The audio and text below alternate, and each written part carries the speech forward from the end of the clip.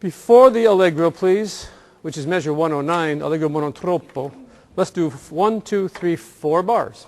It's always 4 bars, isn't it? 4 before allegro mono troppo.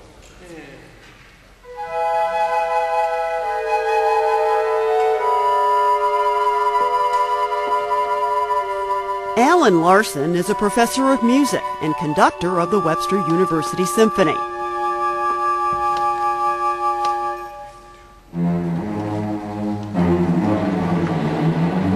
But when he's not performing as a conductor, he's an engineer. These are Larson's model trains in the miniature community through which they travel. The layout portrays the late 1940s and takes up half the space in the basement of Larson's home. His love of trains of all sizes goes back a long way. I grew up in Chicago, right along the Northwestern Railroad tracks, and as I would be walking along, and the coal and the coke would come raining down on top of your head, sometimes from the steam engine, and then also take diesel trains up to northern Wisconsin. So I enjoyed train travel so much, I thought someday I'm going to build my own layout. And this is no particular place. This is just every place. Like it's mountainous, and there's a city growing up here. And down at the low part of the city, you see where the laundry and the cigar store. And then up at the high part of the city, the church and the fancy house for grandma and the rich people who own the railroad live up there. And then down here at the very bottom is an old gas station. I think this is my favorite of everything you Me have here. too. It is so. It's kind of hidden there in the trees, but and the roof. If you can see, the roof looks like an old tar paper roof. Sure does. Nothing but tissue paper glued on and then painted black. Tissue and then paper. Sprinkled dust on it to make it look like tar paper.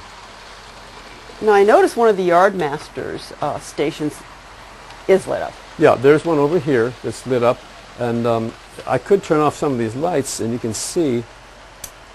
It could show up better, if yeah. you can tell, I have a master switch that does all of them, but then I can turn them off one by one.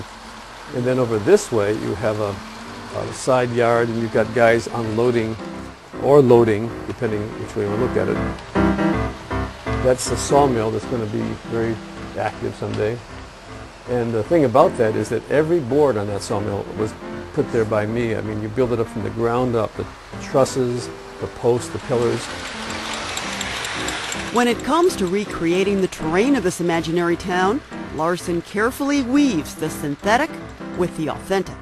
These trees are made out of little sticks I've broken off the ends of bushes, and I glue some green stuff on the end of them, and then you go. Here's one that's in this natural form. It's just a piece of a bush. And then I'll put green foam on it. It looks like a tree. Now, I lost where I planted this one, so I'll have to find it. I know what I'll do. I'll plant it Make again. a new hole. Oh, there it is. I found the hole. There you go. You can see right here, here's a molded rock at the side of a mountain that's been blasted away to make the railroad.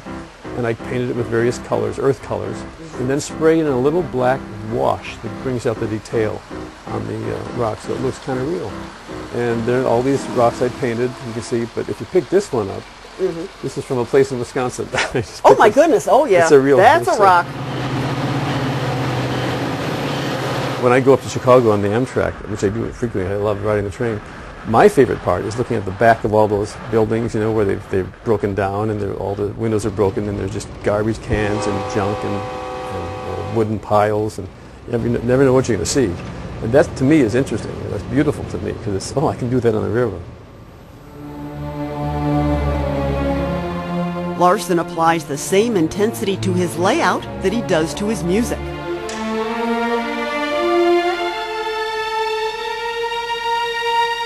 While it may not be apparent immediately to a layperson, there are similarities to Larson's dual pursuits. I'm always busy with detail work of some kind. When I study a musical score, it's detail, detail, detail, and the big picture, just like this layout. Looks like a big layout, big mountainside and city. But it's every little detail that makes it interesting. The same way with a piece of music. If you don't get the details right, it doesn't sound very good.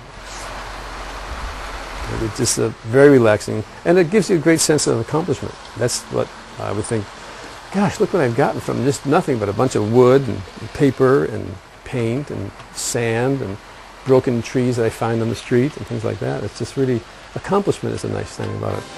In fact, Larson's harmonious blend of his two greatest passions promises to keep his life on track.